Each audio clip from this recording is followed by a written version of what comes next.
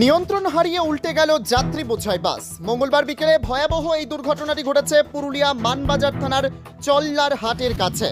এদিন এই ঘটনায় বেশ কয়েকজন আহত হয়েছে, তাদের মানবাজার ব্লক হাসপাতালে নিয়ে যাওয়া হয়েছে।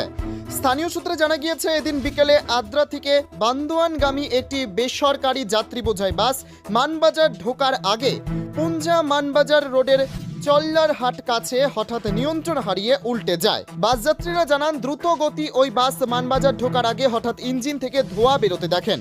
এরপরেই সম্ভবত ব্রেক ফেল হয়, রাস্তার ধারে উল্টে যায়।